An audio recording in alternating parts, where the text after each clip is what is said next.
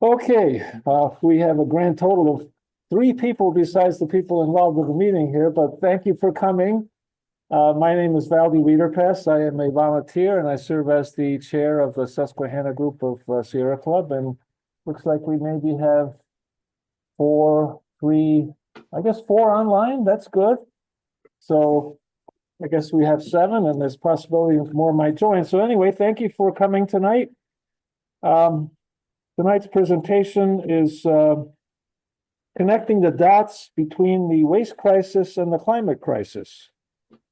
These meetings are free and open to the public. You don't have to be a member of Sierra Club, although we do appreciate membership. So if you are inclined to do so, please do join. It gives us some funding and it provides your contact information too, so that we can keep you updated on important matters and upcoming events. We are now in the middle of the New York State legislative session. They finally agreed on a budget, so now they're working on separate bills. And we're hoping that people can help us push the legislature to enact new laws and also push the governor to enact policies. One of the big ones that we'd like her to actually implement is the Cap and Invest program, which would raise over $1 billion a year as a start, and it would ramp up in subsequent years to help fund our transition from fossil fuel-based economy to an electrified economy based on renewable energy. One of the big bills we're trying to get passed is the New York Heat Act, and we've tried for several years in a row, and for some reason we can't get the assembly to vote on that. So if you could contact your assembly member, encourage them to vote for that, we would appreciate it. One thing that's also the federal level is really kind of awful now. They've laid off thousands or fired thousands of employees at national parks and National Forest Service and EPA and other offices, including National Oceanic and Atmospheric Administration, which works on climate data, and the National Weather Service too. And tonight, starting at 1 o'clock in the morning, they're going to consider adding or voting on an amendment to allow selling off public lands, national forests, national monuments, possibly even national parks. It's hard to know. So if you could call your representative in Congress and ask them to oppose that, we would appreciate it. That even if they don't answer the phone, just leave a message. We can't do everything on our own. We're just a handful of volunteers. The Sierra Club in general has some paid staff. There's like 3 paid staff members at the state level, and then of course there's many at the national level, but they can't do everything. And if the public gets involved, that's really what moves the legislators to do what we want them to do. So coming up, I want to mention that on the 28th, next Wednesday at 8:30 a.m., there's a field trip that's been organized by Mary Cronk and Scott Laufer to a property that Dr. Stephen Kress owns in Lansing to learn about bird-friendly environments and also wildflowers and trees and learn a little bit about what it takes to keep a healthy ecosystem. So if you want to, I don't know if there's still space for that, but there's a limited number of people that can attend. He wants to keep the group manageable. So you can email Scott Laufer or Mary Cronk. Scott Laufer's email is laufer.scott@gmail.com.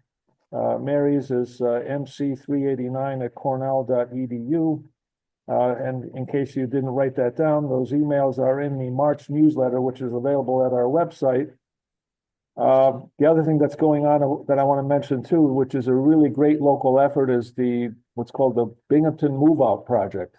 And that organization was founded by one of our executive committee members named Christina Fuller when she was still a Binghamton University student. And what it does is it collects all kinds of items that are left behind by students at both Binghamton University and Broome Community College that would otherwise end up being thrown in the trash and adding to the problem at our landfill, which Chris is going to talk about in a few minutes.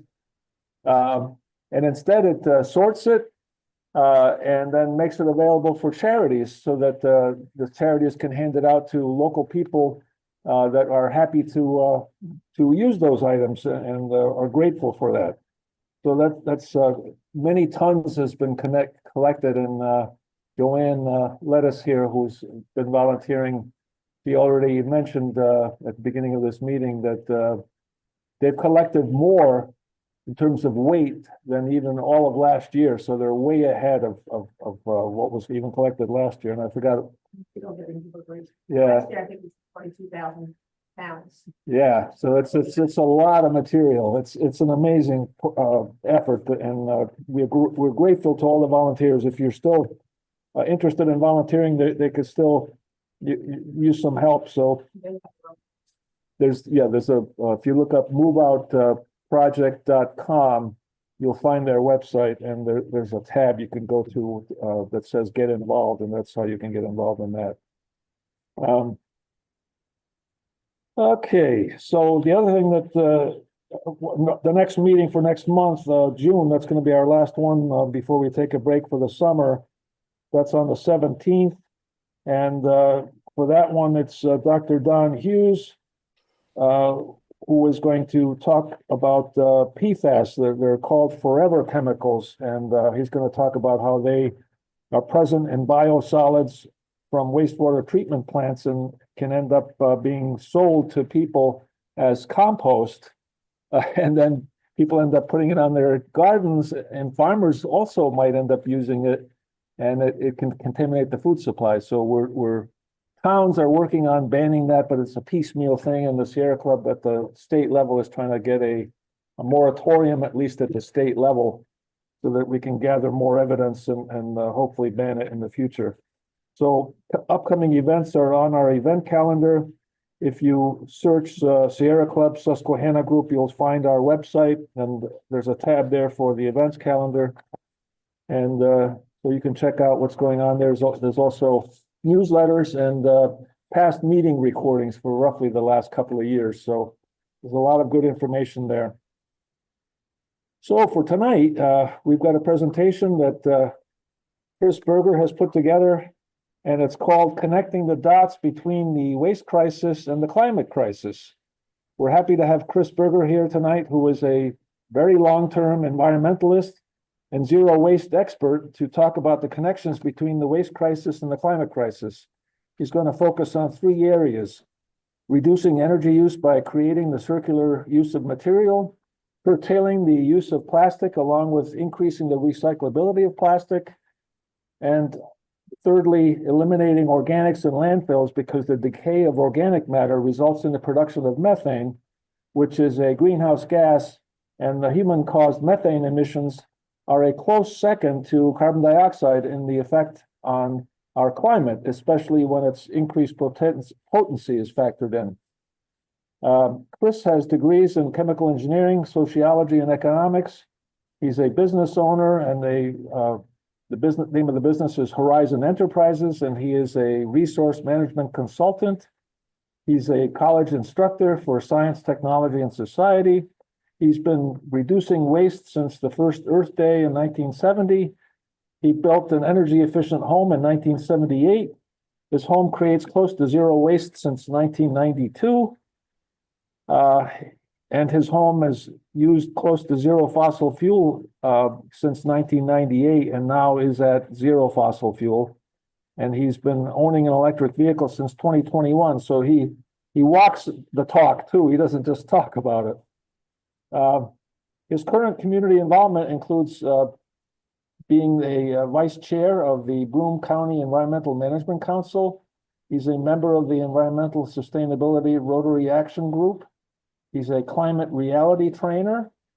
He is the co-founder and board chair of the Network for Sustainable Tomorrow that used to be called the Binghamton Regional Sustainability Coalition. He's also co-founder and board vice chair for New York Sustainable Business Council. He's on the Circular Economy Working Group of the American Sustainable Business Council. He's a member of the Presbyterians for Earth Care. He's a member of Tier Energy Network. He's a member of Climate Restoration Alliance. And of course, he's a Sierra Club member. He's on the New York State Executive Committee. He's on the Atlantic Editorial Board, the Gas Action Committee, the Energy Committee. He's chair of both the New York State and National Sierra Club Zero Waste Committees. And he's an author as well. I'm not going to read all of it, but he's also been featured in newspapers, books, magazines, etc. So anyway, thank you, Chris. And I'll let you start the presentation. Okay, thanks, Valley. And we'll see if we can get my presentation up here. That's always the big.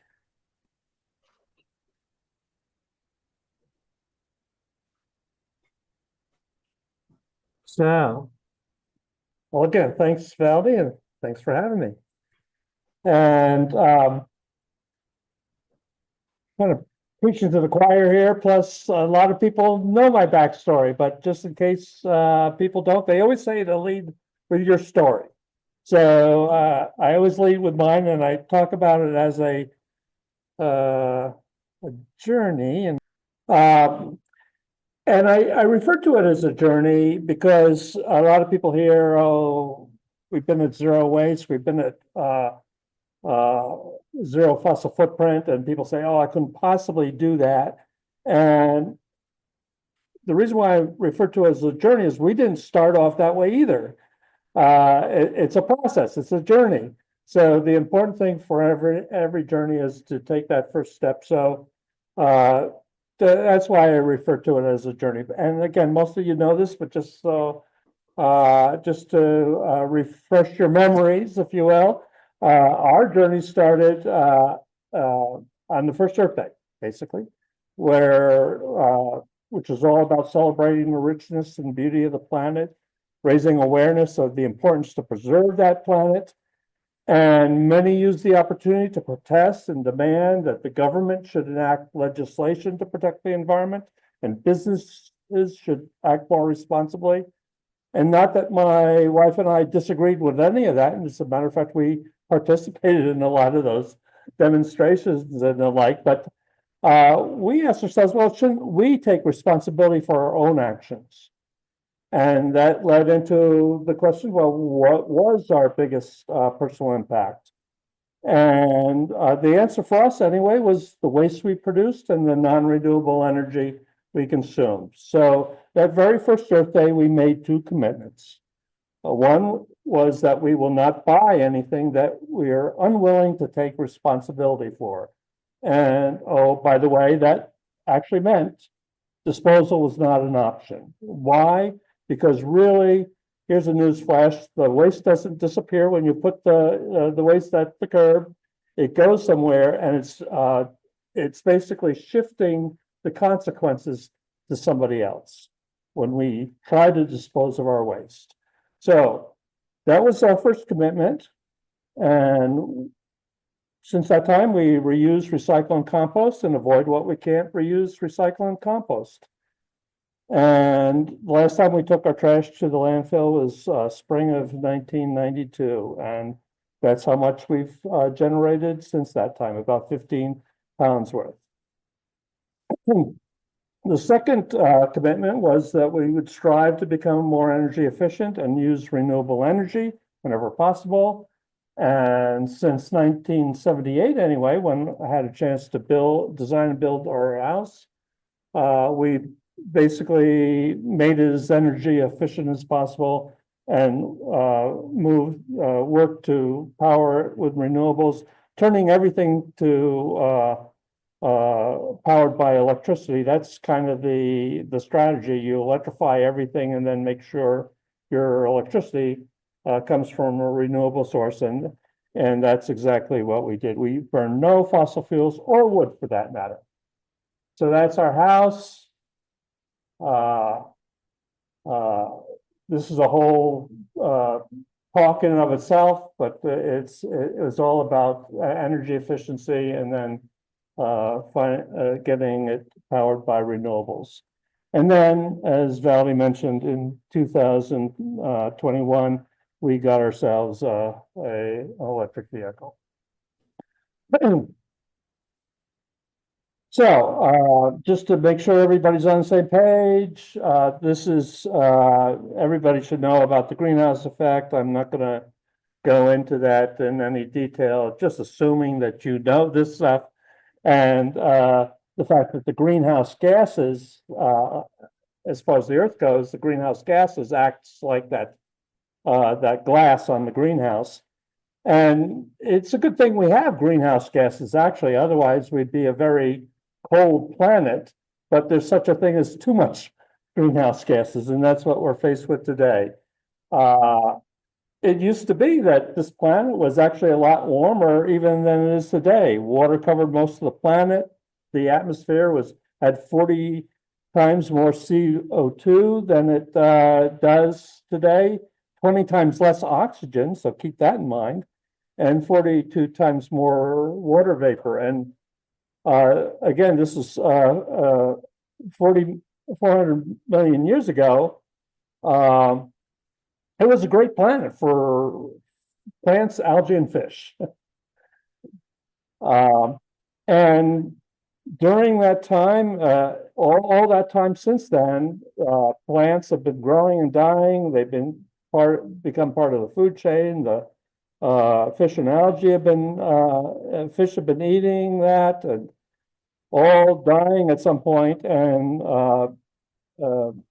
if they're covered in some fashion and basically digest themselves through anaerobic digestion, that's what forms the carbons, fuels that we use today. And really, that sequestering of carbon made the planet's atmosphere hospitable to life forms like us. The trouble is when we burn fossil fuels, that essentially reverses the process. So we're basically devolving the planet, if you will. We're not destroying the planet. I always try to point that out because too many environmentalists, I think, frame the question, oh, we're going to destroy the planet. We're not going to destroy the planet. And I always use the example of Venus, because Venus is existing there quite nicely, thank you very much. But it's not a planet you want to raise a family on. So everybody knows, hopefully everybody knows this curve, and the fact that it really is indisputable that it's really human activity that has been causing this sharp incline in carbon dioxide and making a good deal of the problem, though I'll go into another part of this problem in a bit, but hopefully you all know that curve. And basically we're releasing carbon faster than the planet is sequestering carbon. That's our basic problem. So tonight I'm going to focus on three connections because most of you have heard me talk about the waste issue, about the energy, getting to zero fossil footprint. And in those talks have always been embedded these connections, but this talk is basically lifting them up to the forefront. I'll be talking, as Valerie said, about reducing burning of fossil fuels and replacing the extractive economy with a circular economy, curtailing the use of plastic, and then banning organics from landfills, which is a big source of methane. So, starting with reducing burning of fossil fuels by replacing the extractive economy with a circular one. When you, again, most of you have heard me make this point before, think about how we use resources. Today, we extract the resource, we process the resource, we use the resource too many times, a one-time use, and then we dispose of that resource. It's obviously wasteful and inefficient, but more importantly, or just as important, it's unsustainable. In a finite world with finite resources, so you cannot continue to use resources in this linear fashion. On top of that, both the extraction and the disposal side have negative consequences. And you've heard me talk about these negative impacts before. You know, we clear cut forests, we strip the land, we dig holes, we level mountains, we drill beneath the land, we drill beneath the sea. We do all these activities to extract these resources, and every single one of them cause detriment to our planet and our health, really. Obviously has environmental problems. It also has socioeconomic problems, which I've covered in other talks, but today I'm going to just concentrate on this energy consumption, because that's the link, the biggest link to our climate crisis. When you look at how we use energy in this country, transportation is a big one. Building uses a lot of energy, but the biggest consumption of energy is providing all these consumer products that we use. 38% to be exact. I call that embedded energy. And obviously cutting back on buying the stuff yields direct energy savings. But half of that amount is actually used to extract and process raw materials. Half of that energy is used to extract and process the raw materials. And recycling takes energy as well. Let's admit that. But it uses far less than using the energy we would use to extract and process that virgin material. 12% roughly, which equals all the energy that we use to provide the food that we eat, and 2/3 of the energy that we use for transportation. So this is a big deal. And I would argue that this is almost a low-lying fruit. When we want to cut back on our energy use, it's going to take some effort to cut back in our transportation sector, in our building sector. But if we would just deposit our stuff here instead of there, that's a lifestyle change. And the lesson tonight is it helps the environment it helps address the climate crisis at the same time. So obviously we gotta, after we reuse things, we gotta recover it. Best of all, reuse it, but if we can't do that, recycle it, process it, and cut back on extraction and disposal. And that is the circular economy. So there's all kinds of benefits to a circular economy. It's restorative and regenerative. It enables resources to be used and in such processes and activities to maintain their highest value as long as possible. And it aims to eliminate waste through superior design of materials, products, and systems. But most importantly, it's the most cost-effective way to reduce energy and use and the production of carbon dioxide. That's my big point here. Curtailing the use of plastic along with increasing recyclability of plastic. Obviously, I hope we could all agree we have way too much plastic out there. And we really have to work on that. And actually, there's negative consequences to extract and process the plastics too, the petrochemicals, if you will. But here I want to switch to some of the negative impacts of disposal. And again, there's environmental consequences, there's socioeconomic consequences. But again, I'm going to concentrate on this atmospheric pollution where it connects with the climate crisis. So again, with incineration does not make waste disappear. It's basically taking that waste that we collect at our homes, feeding it into some sort of incinerator. And just so you know, Sierra Club defines incineration as any process that takes that goes over 212 degrees Fahrenheit. That's because they've been trying to repackage this incinerator stuff for forever. I was just at a conference where the guy mentioned a dozen different names that they call it, you know, everything down to chemical recycling. And I noticed he didn't even have like resource recovery as a thing that they call the incineration, which if any people remember back when we were fighting the incinerator, that's what they were calling it, right?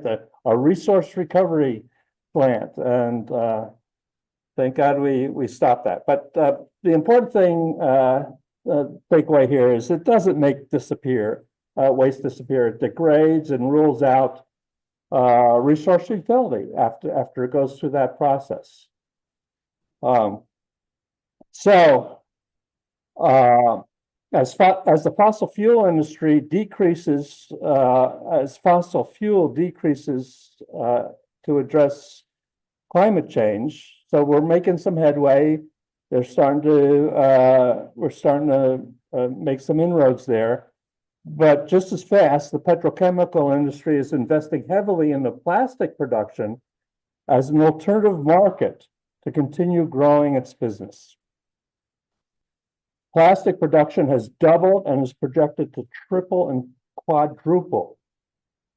And really, it's the petrochemicals industry's plan B, because they want to collect that plastic and then burn it as a fuel source.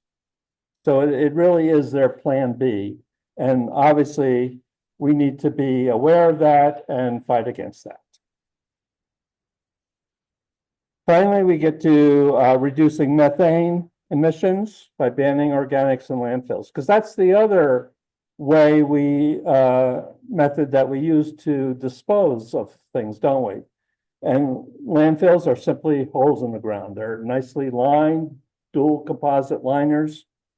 You set up a system to collect the leachate, but then you fill it with waste, and that leachate is from really the moisture going down through all that waste, and that becomes leachate. And they collect that and send it to sewage treatment plants. And then there's another set of pipes below that, and that's basically just used to monitor. So if you start getting leachate showing up in those bottom pipes, you know you have a leak in the top one. And then who knows what happens, because it's, as you might expect, it's almost impossible to dig up all that waste and find that leak. So it really gives us all a false sense of security. And of course, those liners are designed to protect our groundwater. So when landfills are filled up, it's capped. There's methane collecting, and here's I'm starting to get into the big connection here, because they do try to collect the methane, and they either flare it, because methane that of course creates CO2, but that's better than the methane just going up there, or they try to capture it and use it for energy itself. But the bottom line is landfills are just monuments to our society's wastefulness and inefficiency. They're monuments to society's mismanagement of resources. Again, giving the illusion of dealing with the waste, but essentially it's just taking that bag of waste that we generate at home and putting it into one big giant bag, all nicely lined and capped, but it's really just warehousing that waste. And it's just a problem waiting to develop over time. Because there's really no guarantee that those liners are gonna last longer than the waste that we put in the landfill to begin with. And since there's no way to predict the repair and cleanup costs, there's no money set aside to pay for remediation. So what does our society throw away? This is the breakout roughly. It varies from place to place, but this is a rough breakout. But the big takeaway here is 73% of it's organic.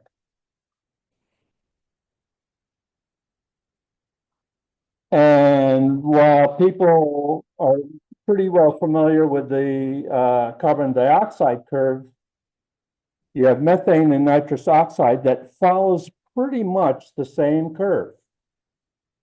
And this is less known, but just as important. Because CO2, if you were to go by the EPA calculations, they say it's 25 times more potent than CO2. They call it the CO2 equivalence. But the fact of the matter is they've artificially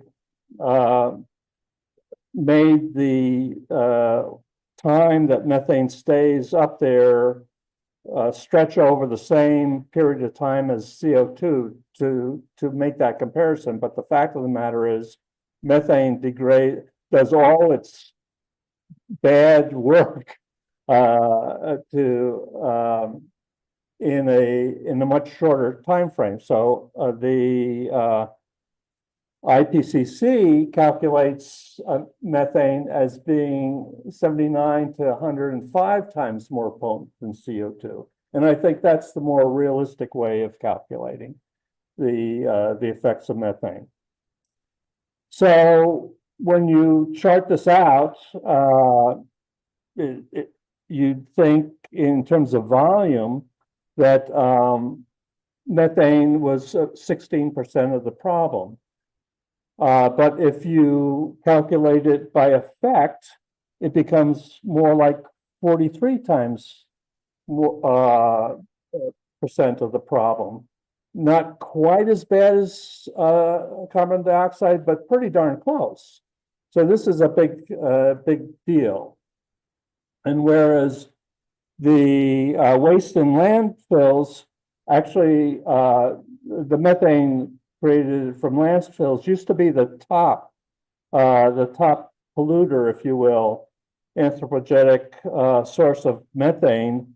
That has since been eclipsed somewhat by the natural gas systems that are out there now, because we've had to switch from just finding holes in the ground, pockets of natural gas and extracting it out.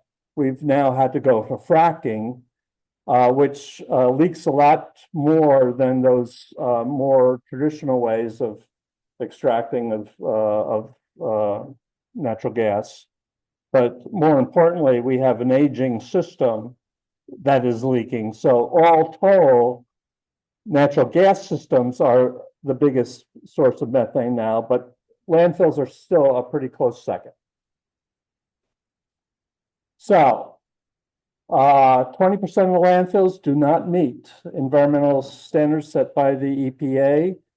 And because of our friends over in Environmental Defense Fund, who have contracted out to do methane monitoring from satellites, they have found that 67% of the landfills have emissions which exceed levels reported by the EPA. So you can go to the EDF website and find this data. They've mapped out the whole U.S., maybe even the world. I know the U.S. anyway. This is just a snapshot of landfills in our neck of the woods, and you can pick out where the landfills are from these satellite imagery. Nanaco landfill in our own backyard produces 40,135 metric tons of CO2 equivalents. It's it's bigger than some of its immediate neighbors, but then we got Seneca Meadows up there with 161, over 161,000 metric tons, and Ontario County is pretty big out there too. But just in our own backyard, we have a landfill that's, as far as you can tell, is probably the best they can do. It meets all the codes. There's no violations, at least in the past few years. And it has an energy recovery system on it even. So as far as landfill goes, it's probably one of the better ones out there, but it's still, if you were to multiply that to get the radiative forcing effect that the IPCC takes into account, it's more like 134,000, close to 135,000 metric tons of CO2 equivalents. In 2022, landfills contributed 3.7 million metric tons of methane, 92.5 million tons of CO2 equivalents using EPA's formula, or 311 million metric tons of CO2 equivalents using IPCC formulas. So it's roughly equivalent to the annual emissions of driving 70 million ICE, internal combustion engine vehicles, or operating 83 coal-fired power plants. So again, this is not insignificant, to put it mildly. So I mentioned that our landfill, along with a number of other landfills, have tried to do methane capture for energy recovery, but they're only about 20 to 25% effective. That's because of a paradox, if you will, that a Dutch engineer came up with, where most of the methane is generated when it's least effective, and the landfill gas is captured when it's most effective. It's when the least methane is produced. So yes. Is that because most of the methane is emitted from the landfill before it gets capped? Yes, and then after, yes, that's the big thing.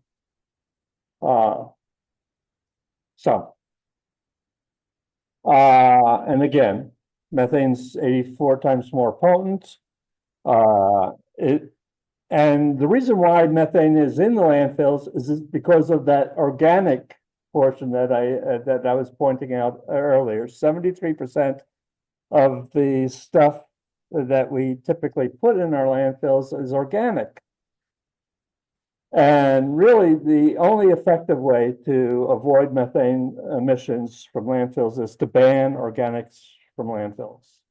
And that would be, if there were a list of things to lobby for here at home or in a broader context, that's I would say that's something we should work on, banning organics from the landfills.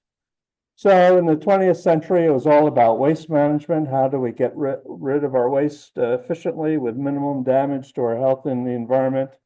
And really, the more enlightened approach should be resource management. How do we handle our discarded resources in ways which do not deprive future generations of their value? You've seen this diagram before. It's something that we worked up at the National Zero Waste team, as a zero waste team that I chair. And really, it's all about, we're just trying to capture all because there's no one magic bullet that addresses all our waste. We need a number of different processes. We need a material recovery facility, a MRF, something that we call a Center for Hard to Recycled Materials. That's to deal with the electronics and the appliances that need to be disassembled before you can recycle the components. Better yet, and you should always have this in place too, and this is what we're working on here in Broome County, is a repair and reuse center. And then, of course, a composting facility, anaerobic or aerobic, take your pick. I prefer the aerobic ones. And then a C&D, construction demolition debris, it's always an important component. And if we were to do all that in a serious fashion, we could get our waste that goes to landfill down to about 4%, and at least it would be stabilized at that point, not producing the methane. And how that fits into a larger vision. And of course, this is all about moving from waste management to resource management. And is the response to the question, well, if we get out of the landfill business and we get out of incineration, what do we put in its place? We put things like this in its place.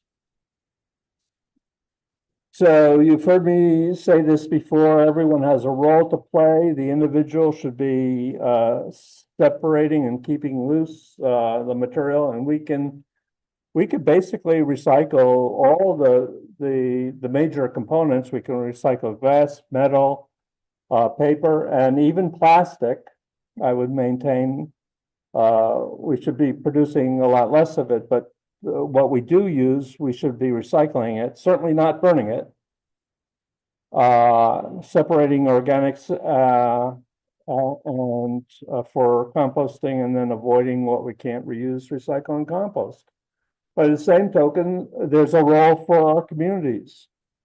They should be ensuring product and packaging safety, and then providing the necessary infrastructure for the recovery of those resources.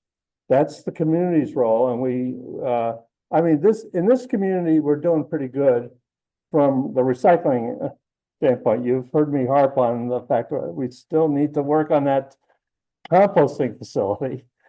It's been very frustrating, but it's their job because not everybody can do backyard composting. It wouldn't affect us at all, my wife and I, because we do backyard composting, and that's pretty simple. But it's not for everybody. The community needs to put in place a composting facility to be doing its job. And then finally, and this is very pertinent for our time because the Sierra Club is lobbying, part of a coalition pushing for extended producer responsibility as we speak. But really, it's the role of the producer to ensure product and packaging safety, of course, as well, but that it use recycled and recyclable material, and they should be designing products and packaging for efficient material recovery. And the problem is they have no incentive to do that right at the moment because they're not held fiscally responsible for it, and that's what EPR is all about doing. And that's what would pay for those resource recovery parks. It really shouldn't be on the backs of the taxpayers, but it should be a part and parcel of the cost of the product itself. You've heard of cradle to grave. This is all about cradle to cradle product stewardship, where the producers must have a approved plan of how they will recover their products when consumers are done with them, as a condition for sale in a jurisdiction, in this case, New York State. It connects product design to material recovery. And the brand owners can decide whether they want to do a take back system, like our printer cartridges would be an example of that. Or they pay into a system that that covers the cost of material recovery in our communities. It creates market-driven incentives to towards less waste and more efficiency, and provides important market information to the consumer on which product is better and cleaner. We're supposed to be able to tell by the price which is the better product, but we don't have that opportunity when those prices are externalized and not being not brought into the cost of the product itself. The two pieces of legislation that's before the Assembly and Senate right now in Albany are here. That's 1464 and A 1749 is the Package Reduction Recycling Infrastructure Act. And I would encourage everybody to talk to their legislators and urge them to support these pieces of legislation. Companies should not be making anything it is unwilling to take responsibility for. I have no problem insisting that companies do that, because basically it's a rephrasing of our personal goal. We will not buy anything that we are unwilling to take responsibility for. I'm willing to do my part. We should all be willing to do our part, but companies have their role to play too, like I mentioned. And if a product cannot be reused, recycled, or composted, the industry shouldn't be making it. Again, I have no problem insisting on that, because again, it's a rephrasing of our personal goal. We'll avoid what we can't reuse, recycle, and compost. Pete Seeger said it best: if it can't be reduced, reused, repaired, rebuilt, refurbished, refinished, resold, recycled, or composted, then it should be restricted, redesigned, removed from production. Good old Pete Seeger. And I'll end with that. Very good, Chris. And more than happy to take questions. So, We have a gentleman back. Let's. Yeah, what would the product accomplish? That was sort of, how much. And I'm sorry, I'm a little hearing impaired, so. Okay, I'm wondering about composting and byproduct of that. You're still getting decomposition of organic matter. So what are the final products if they're not carbon dioxide? Actually, it's a very nice soil amendment to the soil. You can mix it, you can put it right on your garden or your lawn. And it just, and certainly in this area, where we have a very clay soil, it would really help our soil in this neck of the woods.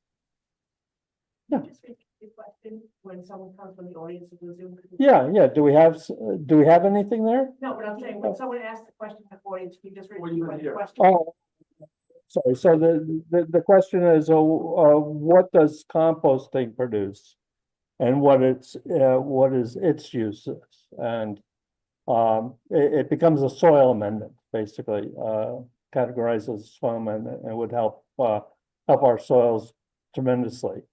Is this a follow-up to that?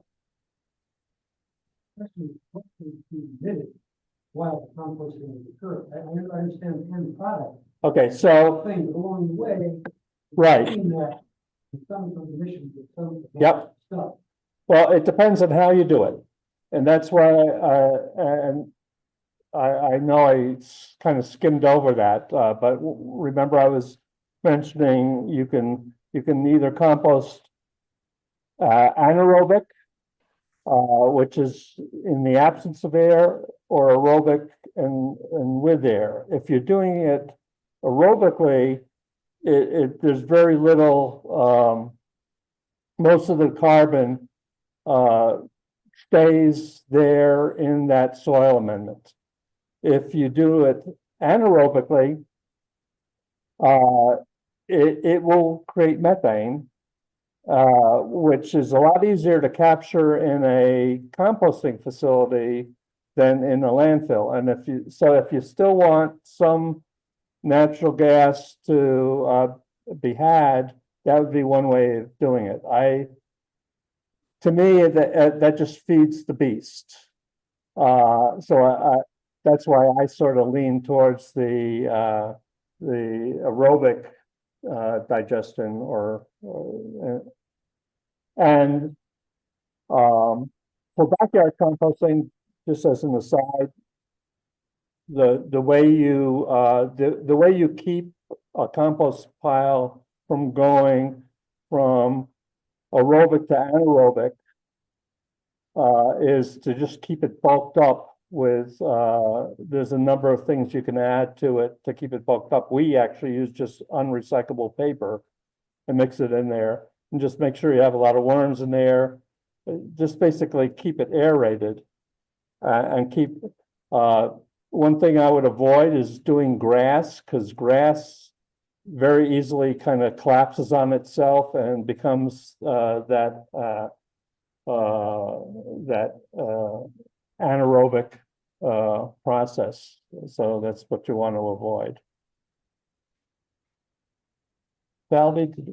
Yeah, so I know the current administration isn't interested, but in previous administration, has there been any federal interest in implementing what you were talking about to try to get our actual landfill waste down to 4% or even some, higher multiple of that, but to reduce it, to go through all of that stuff that was on there? Yeah, well, EPA has had up for a long time this hierarchy that they recommend following, but I think the direct answer to your question, there's been no teeth behind that to really push the issue. In Albany, the state's been a little more aggressive, and it looks like we're slowly moving in that direction, though there's still a lot of loopholes in it. Again, they walk a good talk, or they talk a good talk, but don't walk the walk talk. But as in a lot of this stuff, at least in present day, it seems like we have a lot more hope through Albany than we do the federal government. Okay, sure. And I'm sorry, I forgot to repeat Valdy's question. So he was just asking if on the federal government, has there been any movement towards trying to get organics out of landfill? And it's, like I said, it's pretty much, they talk about it, but nothing behind it. Okay, so what's on my? Great presentation. Did you make the slides, Chris? Always, always love to make my slides available. And so I will give it to, who should I be giving it to? Yeah, okay. I'll email it to you. Yeah. Second question from Elaine, kind of piggybacks on Valdy's. She has two questions. Has the current presidential administration been interfering with progress on this initiative? And the other is, who is the top person in New York State that is heading this initiative? So I'm trying to, I can't think of anything that they're doing. She asked about hindering it. I don't think they're paying attention to this one way or the other, to be honest. I haven't seen any actively working against it. But this has been across many presidential presidents and all the parties. They sometimes talk about these things, but they never seem to act on it, which has always been a problem. And the second question, who's the top person in New York State that is heading this initiative? Well, I've basically mentioned three things that we should be working on, and there is a coalition that's working on the EPR piece, and that's the Beyond Plastics. If people can remember Judith Ank, she's been instrumental in forming the coalition. But we're all, I mean, I'm a part of that coalition too. So as a lot of things we do on the state level, we work in coalition with other partners. But Beyond Plastics is leading the charge in that case. Yeah. Question. What do you think? Lots of bigger questions, but specifically plastics recycling. What I read is that there isn't really much plastics recycling that really happens. And most of the stuff gets dumped somewhere, like in third world countries. I happen to have a relative who has worked in the import-export business that was taking stuff to be dumped in China. Right. Anyway, but that, I mean, it's so beautiful about separating the plastics and all this. But you know what? I'm not convinced. You're not gonna, yeah. That it goes anywhere except. I hear that a lot, and there's a certain amount of truth to it. Certainly, there was a lot of communities that were using China as their markets, that they were basically just sending their waste. And that's what led to basically China shutting their doors to it, because they got sick and tired of, I mean, they wanted the plastic. And they still want the plastic, actually. So you're beginning to see now, China, well, I don't know what's going on right at the moment, but China was starting to invest in plastic recycling facilities to start building the market back up, because we do a certain amount in this country, but not.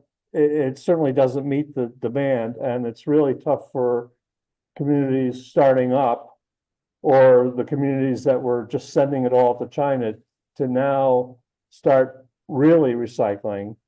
I will say for us, because we've been, I say us in Broome County, because we've been in the business for as long as we had, we were pretty early starters in the whole recycling arena. So we've been able to hang on to our plastic markets, because there are some out there, just not enough to handle the volume.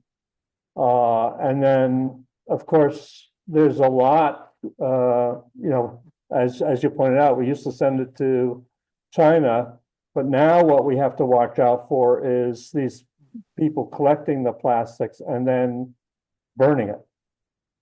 So that's what we have to, saying that they're recycling it, but they're actually burning it. So, but I'm here to tell you that plastic is recyclable. We just got to do it. It's not being done. Right. Our two question is even more local. If we say we're doing well, but it was just a few years ago, we had that enormous warehouse out past Apple Lake, and it was full of unsorted recycling, jam-packed, it caught on fire. And it took weeks to put this thing out. And it was in the news every day when it was on fire. And then there was some follow-up, they discovered it was a lithium battery that started the fire. But there was no follow-up on why did we have this giant warehouse out with no fire safety or anything? Right. And what happened to all this junk? And where are we putting all our recycling now, since we're not putting it out in that warehouse? I mean, this was like silence. What the heck was going on? Yeah, I'm afraid I can't put any light on that particular instance.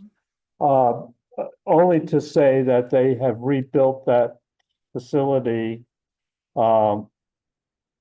So they're back up and running. That was Taylor's Smurf that caught on fire.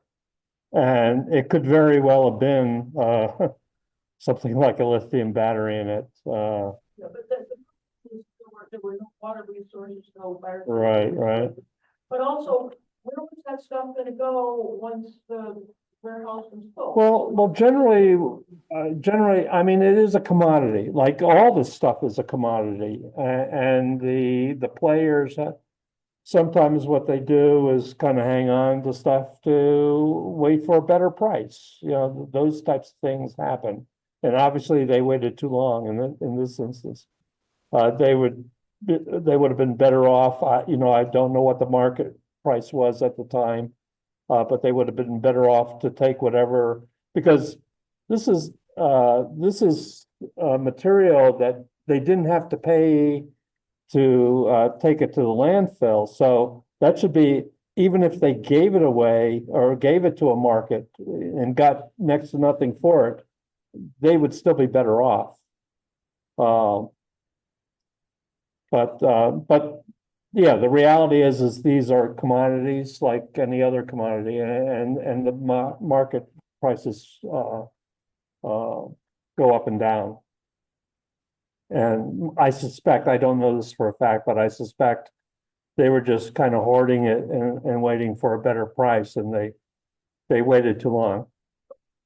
So it bothers me that nothing was ever said after the fire. Yeah, It yeah. was just like, why? Yeah, the only light I can put on it is the fact that they rebuilt it because they have to, because basically recycled materials are banned from the landfill. They can't take it to landfill. And again, I will tell you, we're in a better position than most because we have established markets. They sometimes pay next to nothing, but again, I think the thing to remember is it's worth it just in cost avoidance of going to landfill. Another question online from Elaine. She says, I think Broome County made a mistake in going away from sorted recycling and going to single stream recycling. For instance, I'm guessing that the paper coming in is no longer very recyclable. What is your opinion on this topic? Yeah, it's repeat the question is it's felt that there was a mistake to go to what they call mixed recycling, basically putting it all together and then sorting it later, because we used to have those individual delineations and having to do all that separation. And actually, I was on the county legislature at the time, and I resisted. When they started talking, the commingled plastic was the term. Commingled recycling is what the term I was searching for. But and then I was, yeah, you do more work separating it on the back end, but it is true that you get more participation putting it all together. So I was reluctantly convinced, I guess you could say. It was obviously a trade-off, but it turned out, and of course, then we were looking at the contamination rates, and actually the contamination rate wasn't that bad. Yes, you get less market price for the paper, but the rejects weren't that bad in the process. So. And I think it's still true, I hope it's still true, that offices that generated a lot of paper just kept it separate. So all we're really talking about is household recycling of paper that generate far less paper than, say, an office would. Well, I used to work at DSS and it was all put in one recycling bin. Yeah, and which is Well, I get the fact that they didn't want to go through the trouble of marketing it on their own, and I get that, but it does fetch more of a better price when you can keep it separate for sure. Well, So, one of your earlier charts, kind of raised my eyebrows. It was, the fact that 67% of landfills don't meet the emissions limits, and the EPA knows this. So why hasn't anybody ever talked about this or attempted to do something about this? yeah, I'm not sure it's exactly correct to say that the EPA knew about it. They never bothered. I mean, they have monitored. The problem is they have ground monitoring around these landfills. And a lot of it goes straight up. And that's why the EDF satellite monitoring but they just started doing that. So they know now, but. so now, Okay. yeah, they do know now, or they should know now. And unfortunately, Aerial, satellite, put a plane flying over and get that same information, it shows that you can't cover as much territory. right. So the information has been out there, the EPA has known about it. Yeah. And now we're not worried that the EPA is getting this round. And EPA is even worse now. Yeah, so it really is up to us. And again, the action, for better or for worse, is in Albany, at this juncture. That's all I wish I could be more positive. And Albany is a big problem. But at least built into the law, one of the biggest loopholes to the organics out of the landfill issue was they actually said if you have a composting facility within a certain range of your community, you had to take your organic waste to that facility. But of course, in a way that almost worked against a community wouldn't want to build a composting facility because then they'd have to use it. But actually that could be working for us too, because one of the problems with building a composting facility is the guarantee of what's delivered, the organics to be delivered. If you had a landfill that underpriced it, which they typically are, not because it's really underpriced, landfills. One of the problems with landfills is they're underpriced. They don't take, like I tried to explain earlier, they don't take the full account of the cost of that landfill. And because of that, especially in our area, the bids that were coming in for the composting facilities had a tip fee higher than the landfill, and that's always a problem. But the thing now is if we could press to get a composting facility built in this community, they'd be guaranteed now under state law to have those organics delivered there. So that's the kind of the new twist to the whole thing that we can use to our advantage if we have the will to do it. Yeah. Compared to methods of dealing with plastics, you mentioned negative consideration. What about pyrolysis? Pyrolysis of organics that lead to useful products and the carbon negative process. Yeah. Biochar, which can be used for the soil movement, can be converted into other carbon-based products. Right. There's still emissions. There's still emissions from it. CO2 emissions, if you burn gases, so you generate electricity along with, so you're displacing the other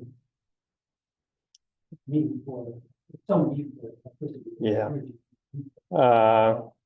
Repeat the question. Okay, so it's posing that some of the newer technologies like paralysis and again, I've heard it called chemical recycling. There's a lot of different names that it goes under now. It still has emissions. It still basically feeds the beast that I think we want to we're trying to steer away from. It almost sounds like the bridge fuel argument that we used to hear about natural gas itself. But and that's why Sierra Club started to just talk about any process that takes the material over 212 or 11, something like that, degrees Fahrenheit. Is something to be avoided because it still creates the emissions that we're trying to avoid in the process. And it still makes the okay, so like biochar theoretically could be used in a beneficial way, but it still has made the original use of that material useless. You can't use it as you can't keep on reusing that material if exposed to that kind of process. So that's why we prefer processes that preserve the utility of the material to keep on being reused. Yeah. This is a more local question, but you mentioned that they have a energy recovery unit at the landfill. Is that used to generate electricity from the methane that they capture from the land? Yes. So, Yeah. okay, and that's done right there, right? Yes. What's up? Yeah. Good. Yeah. Yeah. Like I said, our landfill is probably the best landfill you could build. But that said, it's still, at the end of the day, it's an accident waiting to happen. And the methane capture is only about 25% effective.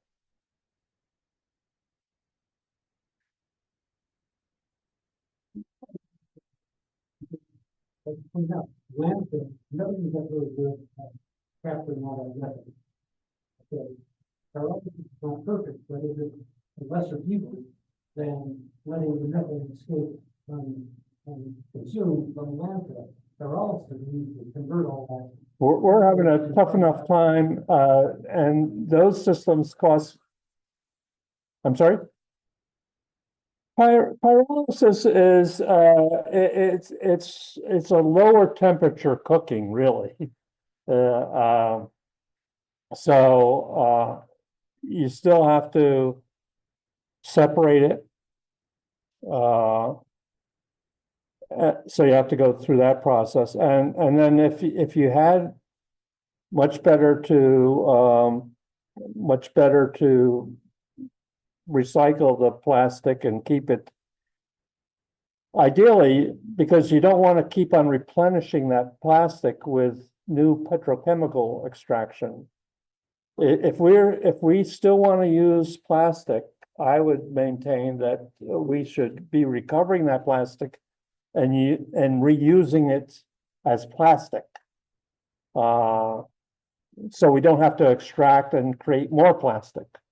The other piece of that is the fact that if you're talking about organics and you want a gas, anaerobic digestion is far cheaper than those paralysis systems. But again, you have the opportunity to do it aerobically, and then you're producing stuff that can really benefit the soil in the process. Keep that carbon locked sequestered, if you will, as opposed to creating methane. More detailed question, this expanded producer responsibility and recycling infrastructure act that is working its way through the legislature in New York State right now. Do you know if that also has language in it to reduce the variety of different types of plastics and some of the ones that are more difficult to recycle, maybe keep out some of the additives that are in the plastic that make it difficult to recycle and find a market for? Is that in the language? Do you know the details of that? Yes, to a certain extent, there is some attempts to reduce the toxicity of our waste. But it's really, they call it eco-modulated feeds, and they have that built into the legislation, and that's all about if it's harder to recover, it's going to cost them more. So whatever the cost is, they're going to have to pay for it, and the theory is that will drive. You're not legislating against it, but the system itself will drive it towards more easier recyclable material. Okay, so DEC is probably going to have to write some regulations to have that analyzed and to find out what the cost is. Well, another piece of it is to form, and we kind of have this body already, so it might be the existing body, but just tweaked a little bit. But there is a body up there already that has representatives of the recyclers on it,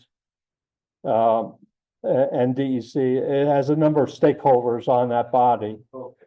But what I'm interested in is getting basically the recyclers who know the business come up with that fee. Okay. And then charge the producers Very good. in that way. Okay.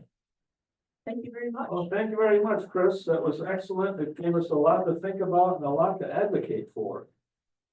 This is it's a bigger problem than I and most people realize. And as far as the climate contribution, yeah, it's a big deal. And the methane. That was my main point, so you got it. Okay. The methane thing is front loaded, and that's the thing people don't understand either. When you have methane emissions, the bulk of that push on climate change, it's in the first 10 to 20 years.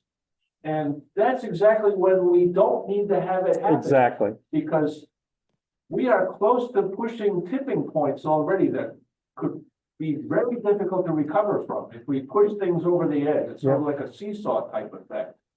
And if we can reduce methane emissions now, that can buy us time to reduce CO2 emissions. Yeah, and that's why I refer to it as kind of the low-lying fruit that we could go after, and it's not an insignificant part of the problem, as I tried to lay out in that chart there. Yeah. Not quite as big as the CO2, but it's right up there. So, yeah. Okay. Okay, thank you very much.